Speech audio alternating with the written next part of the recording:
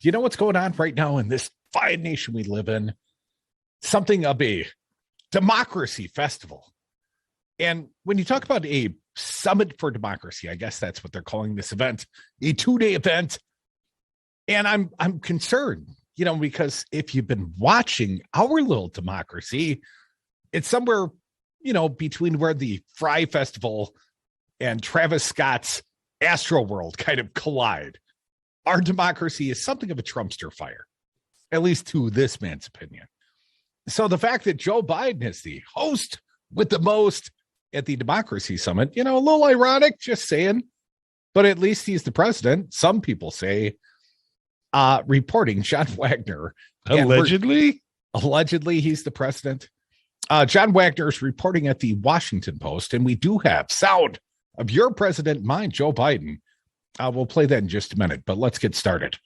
President Biden warned world leaders today of a backward slide in democracy around the globe, especially right here, and urged them to champion a form of government that he said needs concerted work to be sustained through an inflection point in history. Now, here, there are a lot of quotes, and we've got some of the sound. So, Vince, Brian, let's fill in the blank. Let's give them the context. Starting with cut number 50, President Joe Biden today. Will we allow the backward slide of rights and democracy to continue unchecked? Or will we, together, have a vision and the vision, not just a vision, the vision and courage to once more lead the march of human progress and human freedom forward? I don't see the vision. Well, it's talking about vision. That's the important thing, is you're talking about having vision. Do we have the vision? Well, I can see that it's broken.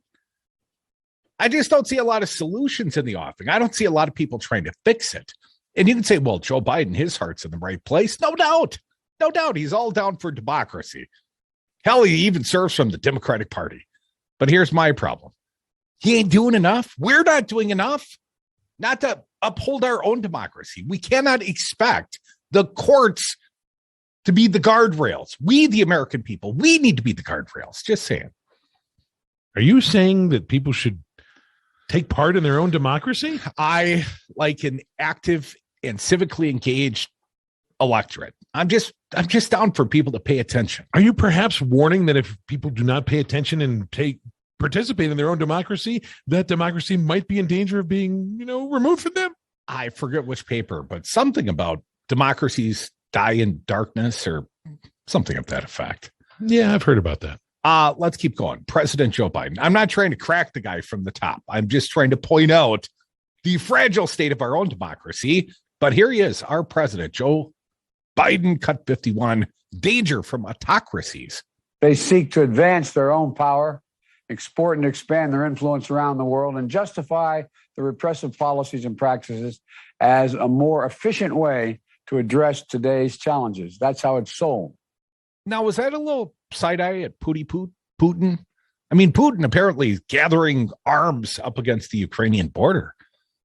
And Joe Biden had a virtual conference with Putin earlier this week and told the man, you better not invade or there'll be really bad sanctions, but no U.S. troops.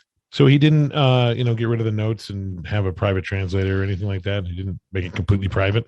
It's always hilarious to me is Sean Hannity saying, why won't they just leak the transcripts of the phone calls like they used to do to Donald Trump?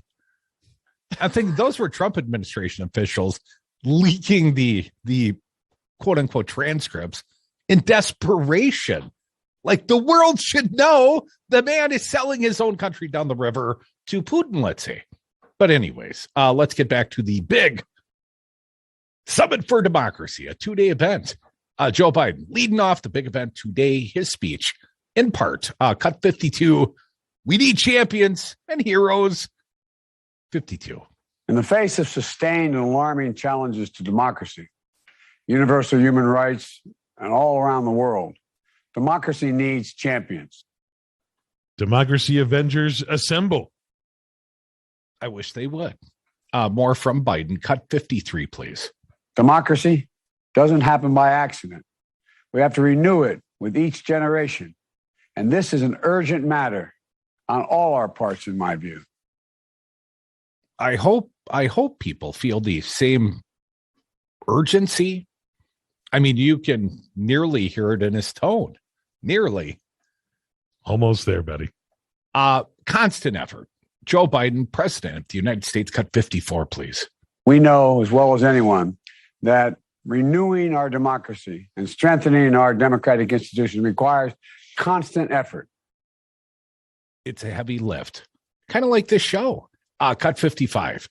Decline in democracies. Look in the mirror, not at yourself, but on the place you live, Joe. 55. More than half of all democracies have experienced a decline in at least one aspect of their democracy over the last 10 years, including the United States. Yeah, there it is. One more. President Joe Biden. Defining challenge. Well, are we up for it? Cut 56. In my view, this is the defining challenge of our time. Democracy. Democracy. The defining challenge. Back to John Wagner at the Washington Post, his coverage. In my view, and this is quoting the president, in my view, the choices we make in this moment are going to fundamentally determine the direction our world is going to take in the coming decades. We will allow the backslide of democracy to continue unchecked, or will we together have a vision, encouraged to once more lead the march of human progress and human freedom forward? Nancy Bryan will lead us. Biden's remarks came at the outset of the 2-day virtual Summit for Democracy. You know, if it's a Zoom conference, people aren't really paying attention, right? They're doing their own thing. They just got it on playing in the background. A lot of them probably dropped the video. It's hard to be inspired when you have no pants on.